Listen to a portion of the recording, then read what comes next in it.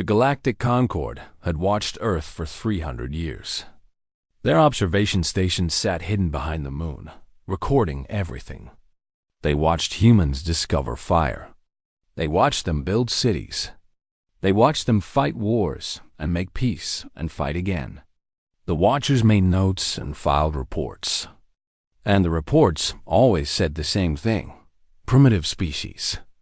Moderate intelligence, no immediate concern. When humans split the atom, the Concorde paid a little more attention. When humans landed on their moon, the watchers updated their files. But still, the reports said the same thing: primitive, moderate intelligence. No concern. Then, in the year 2247 by Earth's calendar, humans built their first faster-than-light engine. They strapped it to a small ship and sent 4 brave people into the unknown. The ship vanished from Earth's solar system and reappeared 3 light-years away, exactly where the humans had aimed it. The Concorde stopped calling them primitive after that. Ambassador Velthix of the Corvani species received the assignment to make first contact. He was old and experienced. He had greeted 11 new species in his long career, and the process was always the same. Young species were always grateful. They were always humble. They listened to the rules and accepted their place at the bottom of galactic society. The Concorde had done this for 50,000 years, and it always worked. Velthix traveled to the Sol system with a small fleet of diplomatic vessels. He sent the standard greeting signal and waited for the humans to respond with fear and wonder, as all young species did. The response came quickly. It was not fearful. It was not fearful. It was not full of wonder. It simply said, "Welcome to our solar system. Please proceed to the following coordinates for customs inspection." Velthix had never been asked to go through customs before. The meeting took place on a human space station orbiting their 4th planet. The station was ugly by Concorde standards, all function and no beauty. But it worked. It worked very well. Velthix noticed that the humans had built it in only 3 years. Most species took 30 years to build their first orbital station. The human delegation was led by a woman named Director Sarah Chun. She was small by human standards, with gray hair and sharp eyes. She smiled when she met Velthix, but the smile did not reach her eyes. Velthix delivered his speech. He explained that the Galactic Concorde welcomed humanity to the stars. He explained that humans would spend the next 10,000 years in a guidance period, during which they would learn proper conduct from older and wiser species. He explained that humans could not vote on Concorde matters, could not travel freely, and could not trade without supervision. These were the rules. These had always been the rules. Director Chun listened politely. Then she asked a question. Why? Velthix blinked his 4 eyes. I do not understand. Why do we need 10,000 years of guidance? What happens if we don't agree to these terms? No species had ever asked that question before. Velthix had no answer prepared. The negotiations lasted for 6 months. The humans asked questions about everything. They wanted to see the laws. They wanted to understand the reasons behind the laws. They found many laws that had no reasons at all, just tradition. When Velthix could not explain why something was a rule, the humans wrote it down in a long list. While the diplomats talked, human scientists did something else entirely. The Corvani had brought ships with advanced shield technology, shields that could stop weapons and radiation and debris. The technology was closely guarded. No species had ever managed to copy it. Human scientists asked for a tour of a Corvani vessel. They were polite. They were curious. They asked simple questions and took notes. They smiled and thanked the Corvani engineers for their time. 3 months later, human companies began selling shield generators. The shields were 40% more efficient than Corvani shields. They were also cheaper. The humans called their approach open source. which meant they shared the designs with anyone who wanted them. Within a year, 17 species were using human shield technology. The Kovani filed a complaint with the Concord. They accused humanity of theft. The human response was simple. There were no laws against improving existing technology. The Concord had never needed such laws because no species had ever learned fast enough to matter. The Concord's economists began to panic. For 50,000 years, the galactic economy had stayed stable. The same species controlled the same resources. Prices changed slowly, predictably. Power shifted by tiny amounts over centuries. This was considered healthy. This was considered normal. Humans changed everything in 2 years. They established trade, routes to species that the Concord had ignored. They offered fair prices for resources that the Concord bought cheaply. They shared technology with anyone who asked, demanding nothing in return except friendship and future cooperation. Small species that had struggled for millennia suddenly had options. They had choices. They had hoped. One species in particular caught human attention. The Vrel were insect-like beings who lived on a cold moon at the edge of Concord space. They had been junior members for 15,000 years, always waiting for their guidance period to end. No one could explain why it hadn't ended yet. The Vrel were intelligent and peaceful and hardworking, but they had no power, so no one listened to them. Humans listened to them. Director Chun traveled to the Vrel homeworld herself. She sat with their leaders and asked them what they needed. They needed medicine. They needed better heating systems. They needed someone to treat them like they mattered. Humans provided all of these things. They asked for nothing in return. Word spread through the galaxy. The humans were different. The humans were strange. The humans asked questions that no one else asked. Questions like, is this fair? And who decided this? And what gives them the right? The Concord's High Council met for an emergency session. This had not happened in 800 years. The council members were ancient and powerful, representatives of the oldest species in the galaxy. They had ruled for millennia. They had never faced a challenge like this. They do not follow the rules, one council member said. They make their own rules, another replied. They must be stopped. How? They have broken no laws. They have started no wars. They simply ask questions and offer help. The council argued for days. In the end, they could only agree on one thing. Humanity was a problem.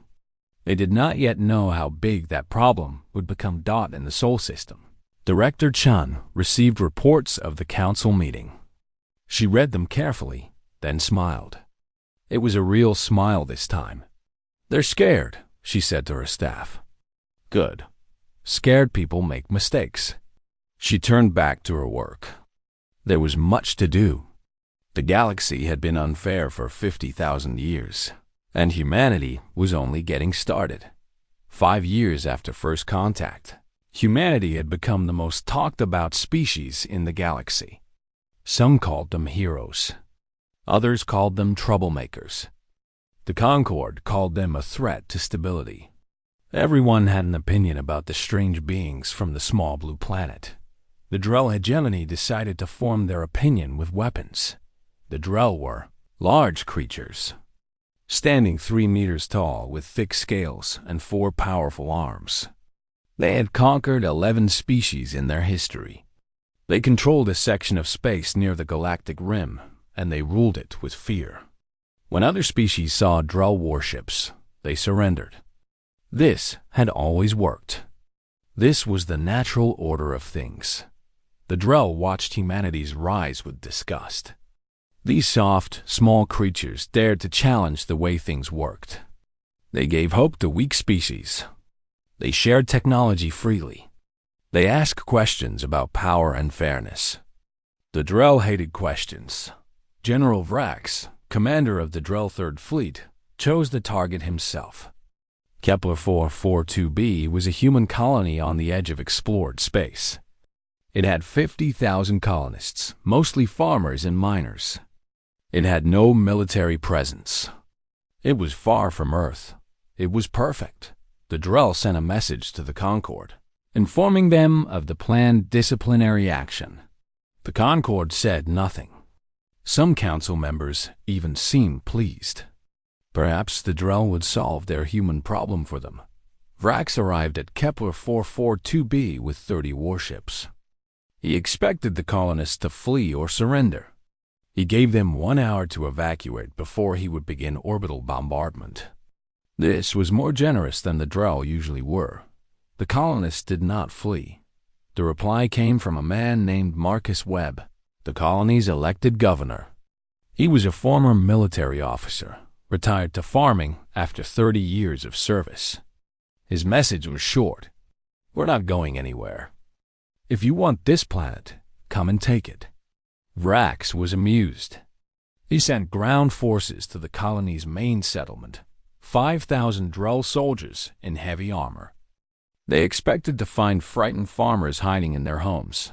They found something very different. The colonists had spent the hour preparing. They had built barricades for mining equipment. They had rigged explosives in the streets. They had armed themselves with mining lasers and industrial tools and anything else that could hurt a Drell.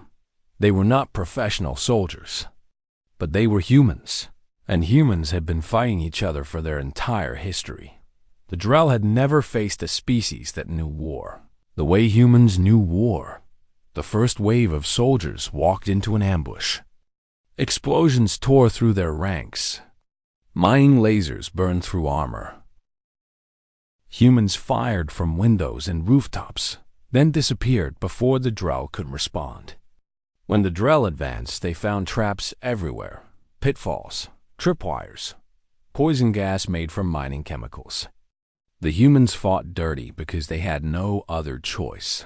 Marcus Webb led the defense himself. He was 60 years old, and his knees hurt. But he had learned long ago that leaders should never ask others to take risks they wouldn't take themselves. He moved through the settlement, organizing teams, treating wounded, keeping morale high. When a Drell squad broke through the northern barricade, Webb personally led the counterattack that pushed them back. The battle lasted 3 days. The Drell lost 800 soldiers. They gained nothing. Vrax was furious. He ordered his ships to begin orbital bombardment. If he could not take the colony, he would destroy it. Then the human fleet arrived. Earth had received the colony's distress call within minutes of the attack. Faster-than-light communication was one of humanity's first major innovations. The response fleet had been assembling ever since, gathering ships from every human colony along the way.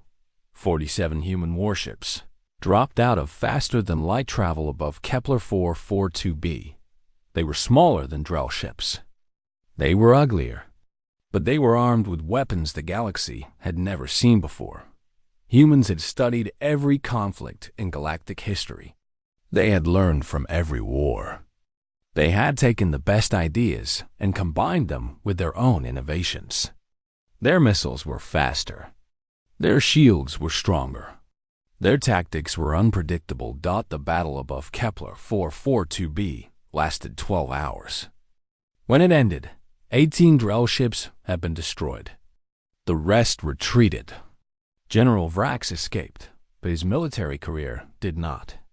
The galaxy watched in shock. The Drell had not lost a battle in 3,000 years. Now they had been beaten by a species that had only joined galactic civilization 5 years ago.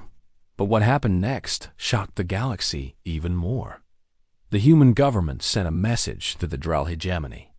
Everyone expected demands for territory, for reparations, for punishment. This was how galactic politics worked. The strong took from the weak, and the winners took from the losers. The human message contained none of these things. Instead, it contained an offer. Humanity proposed a trade agreement. Fair prices for Drell minerals. Human technology shared with Drell scientists. Cultural exchange programs. Economic cooperation. The message ended with a simple statement. We have no interest in making enemies. We would rather make friends. The choice is yours. The Drell Council read the message 3 times. They did not understand it. This was not how winners behaved. This was not how power worked. But some younger Drell officers had a different reaction. They had seen the battle. They had seen humans fight with courage and skill and refuse to give up. They had also seen humans win and then offer peace instead of punishment.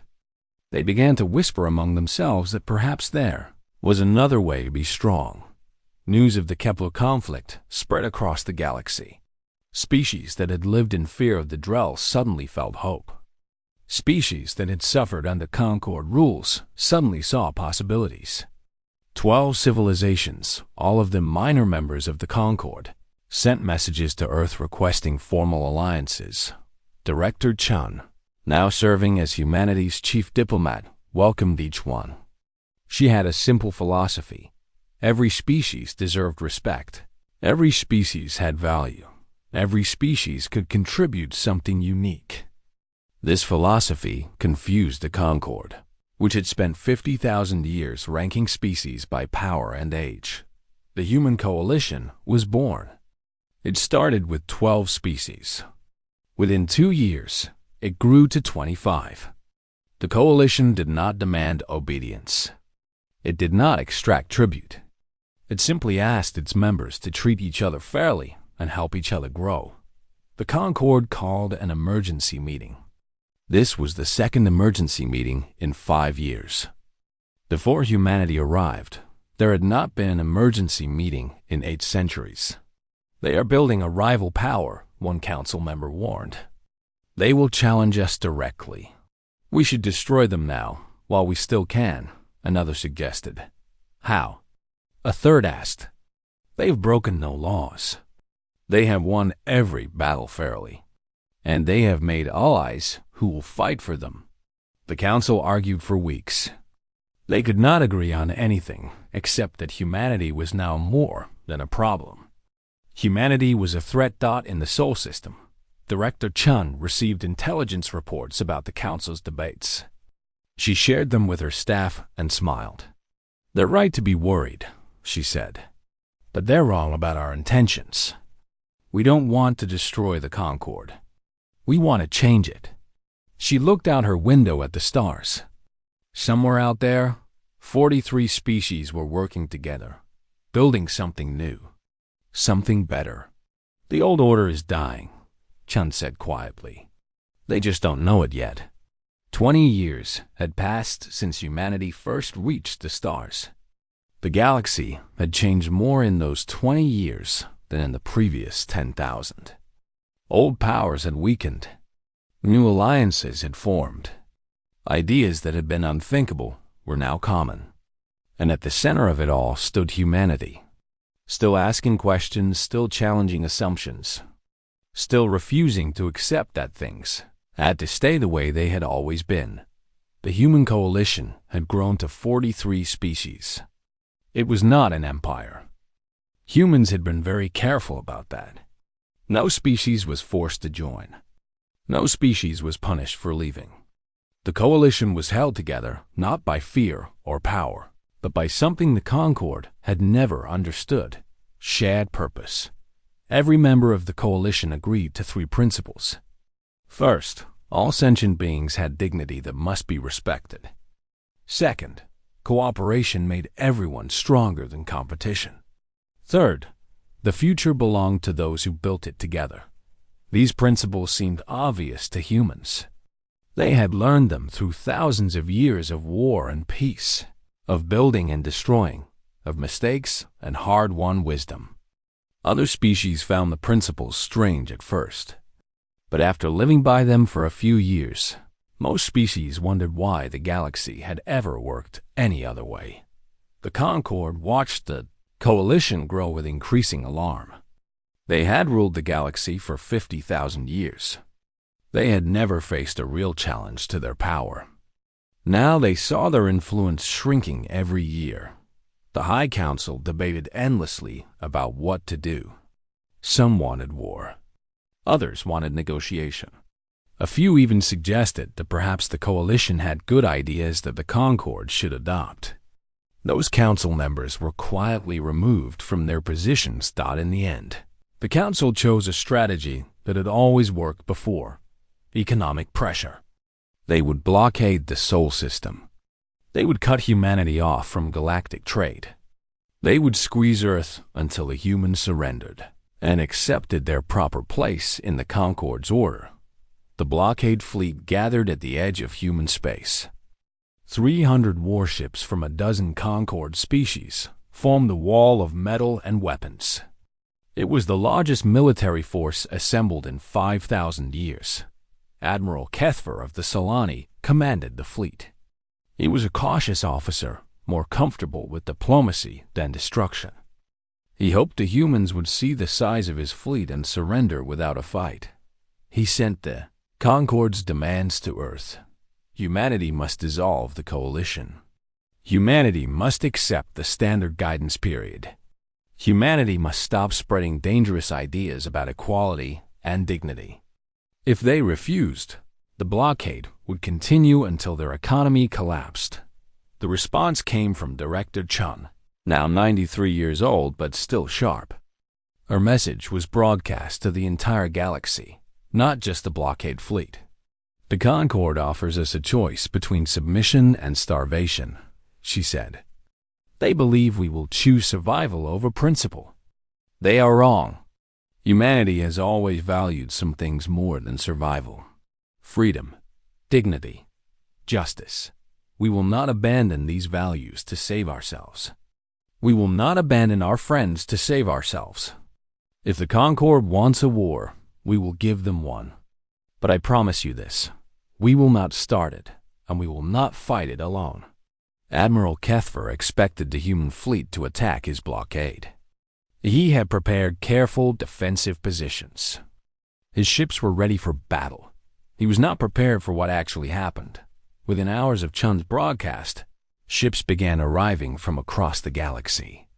Coalition ships, of course, carrying the flags of all 43 member species, but also other ships.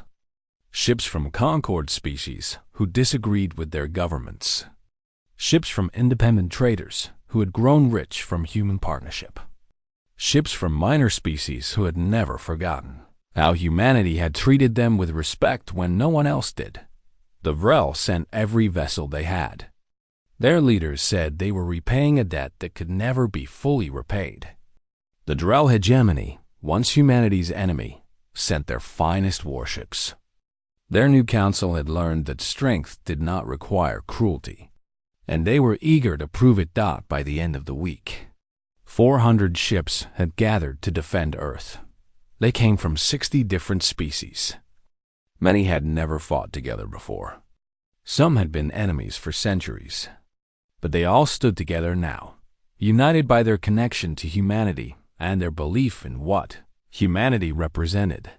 Admiral Kethver looked at the fleet facing him and realized he had made a terrible mistake. This was not a blockade anymore. This was a confrontation that could destroy the galactic order. He sent a message to the High Council, requesting instructions. The council was in chaos. Reports were flooding in from across Concord space. Species were withdrawing from the Concord. They cited the blockade as proof that the Concord cared more about power than principles. They announced their intention to join the coalition or remain independent. The Concord was crumbling from within. While the council debated, something remarkable happened at the blockade. Officers from Concord ships began sending messages to their governments. They said they would not fire on the human fleet. They said they had joined the military to protect their people, not to oppress others. They said they believed in the old Concord, the one that had promised peace and cooperation, not the fearful organization it had become. One by one, Concord ships withdrew from the blockade. Their captains made their own choices, knowing they might face punishment when they returned home. They withdrew anyway, because they had seen the future, and they wanted to be part of it. Admiral Kethver found himself commanding a fleet of only 90 ships. The rest had left. He was an old officer who had served the Concorde his entire life. He believed in its mission. He had believed it was a force for good. Now he looked at what it had become, and he felt ashamed. He sent one final message to the High Council. Then he ordered his remaining ships to stand down. "The blockade is ended," he announced to both fleets. "We will not fire. We will return home. And I hope, for all our sakes, that we can find a better way forward." The galaxy held its breath, waiting to see what would happen next. Director Chun addressed the Allied fleet. Her voice was tired but triumphant. "Today, we did not fight a battle. We won something more important. We showed the galaxy that fear is not stronger than hope. We showed that the old ways can change. We showed that when beings stand together, nothing can stop them." She paused, looking at the stars. "This is not the end. It is a beginning. We have a galaxy to rebuild, and we will do it together." 3 months later, representatives from 200 species gathered on a neutral world. Half were coalition members. Half were former Concorde species seeking a new path. They came to write a new charter for galactic civilization. The new galactic charter was different from anything that had come before. It declared that all sentient beings had rights that no government could take away. It established fair trade rules that prevented the exploitation of weaker species. It created a council where every species, young or old, powerful or weak, had an equal voice. Ambassador Velfix attended the signing ceremony. He was very old now, his scales gray and his movements slow. He had spent 50 years serving the Concorde, believing he was doing good. Now he watched as everything he had known was replaced by something better. A young diplomat approached him, a member of a species that had joined the coalition 5 years ago. "Ambassador, may I ask you something?" Velfix nodded. "Why did the Concorde fail to stop humanity? You had 50,000 years of experience. You had more ships, more resources, more power. How did they change everything so quickly?" Velfix thought for a long moment before answering. "We made one mistake," he said. "We assumed we already knew everything worth knowing. We thought the rules of the galaxy were fixed, permanent, discovered long ago. We stopped asking questions. We stopped imagining that things could be different." He gestured toward the human delegation across the room. "They never stopped asking. They looked at our rules and asked why. They looked at our traditions and asked what if. They looked at a galaxy full of fear and competition and asked whether there was a better way." The young diplomat considered this. "Do you think this new order will last?" Velfix watched Director Chen sign the charter, her hand steady despite her age. "I don't know," he admitted. "Nothing lasts forever. But I know this. The universe is different now. Humanity has shown every species that change is possible. That knowledge cannot be unlearned." He turned back to the ceremony, watching the birth of a new era. "The universe was not ready for humanity," he said quietly. "But perhaps that was exactly what the universe needed." 50 years after first contact, the galaxy had become a place that the old Concorde would not recognize. The new Galactic Union, built on the foundation of the human coalition, stretched across 300 member species. Wars had not disappeared entirely, but they had become rare. Trade flowed freely between systems that had once been enemies. Ideas spread faster than ever before, carried by beings who no longer feared punishment for thinking differently. Director Sarah Chun had died at the age of 103, surrounded by friends from a dozen species. She had lived long enough to see her dreams become reality. Her last words, according to those who were present, were simple: keep asking questions. Her successor was a man named David Okafor, the grandson of Nigerian immigrants who had moved to the Mars colony 3 generations ago. He had grown up hearing stories about the early days, about the Kepler conflict and the blockade and the signing of the Charter. Now he carried the responsibility of leading humanity through the next chapter of its galactic journey. Not everyone was happy with the new order. The remnants of the old Concord still existed, a small group of species who refused to join the Union. They called themselves the Traditionalists, and they believed that the old ways had been better. They waited in the outer reaches of the galaxy, nursing their grievances and planning for a day when they might restore what had been lost. Ambassador Velthix had been dead for 20 years, but his words had become famous. Students across the galaxy studied his final speech, in which he had explained why the Concord had failed and what humanity had taught him. Some traditionalists called him a traitor. Others recognized him as someone who had found the courage to change his mind. David Okafor faced his first major crisis in his 3rd year as director. A disease had appeared on a remote world called Thesson 4, spreading quickly through the local population. The Thessani were a quiet species, peaceful farmers who had joined the Union only recently. They had no advanced medical technology. Without help, millions would die. The Traditionalists controlled the space between Union territory and Thesson 4. Their leaders saw an opportunity.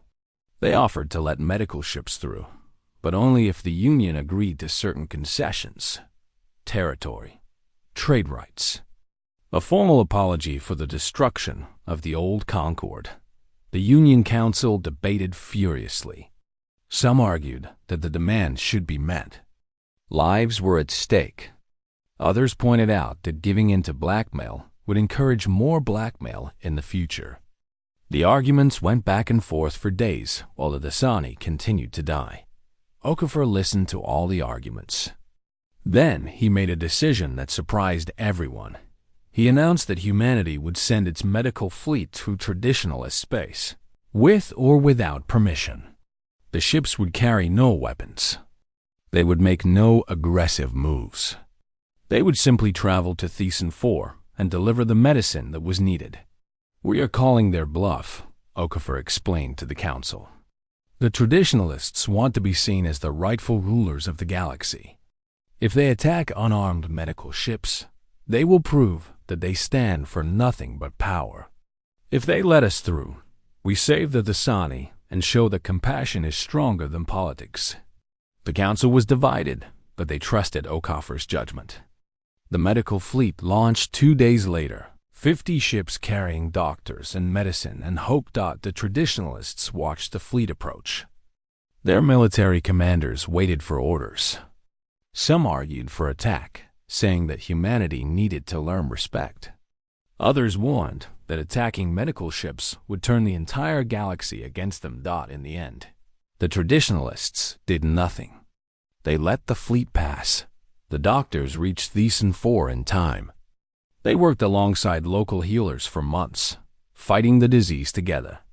When the crisis finally ended, the Thessani had lost only a fraction of the population that had been predicted to die. They credited humanity and the Union with saving their world. But something else had changed too. The traditionalist species, who had watched the medical fleet pass, began to ask questions. Why had their leaders even considered attacking healers? Why did the Union act with such courage while the traditionalists acted with such fear? Was the old way really better, or had they been telling themselves stories to avoid facing the truth? Over the following decade, half of the traditionalist species left to join the Union. The rest withdrew further into isolation, their power shrinking every year. Okafor served as director for 20 years.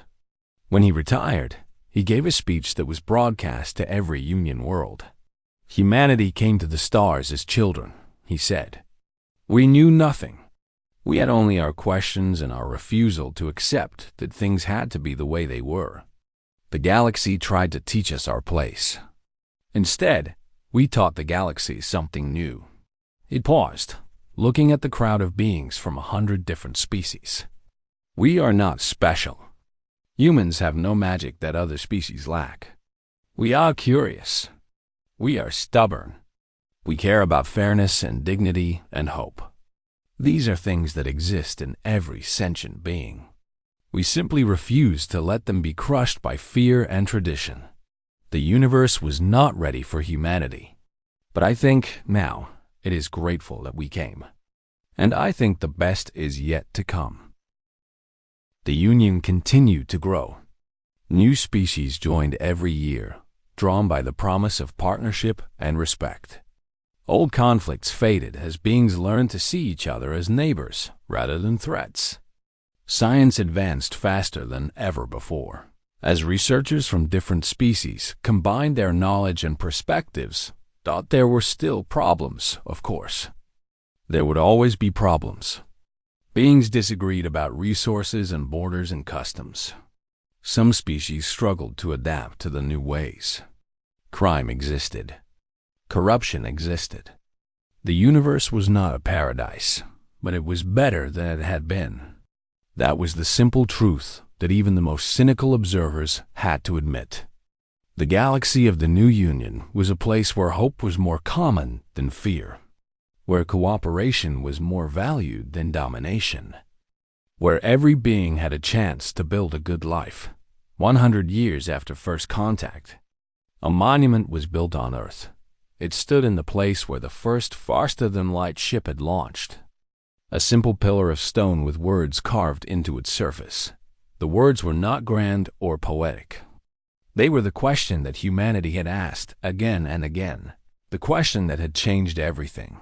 What if we tried something different? Visitors from across the galaxy came to see the monument. They stood before it and read the words and thought about what they meant. Many of them returned home with the words echoing in their minds, ready to ask their own questions, ready to imagine their own possibilities. The universe had not been ready for humanity, but humanity had been ready for the universe. And together, they had built something that neither could have built alone. The story was not over. Stories never really end. New challenges would come. New questions would need answers. New dreams would need to be dreamed. But for now, in this moment, the galaxy was at peace. And that was enough.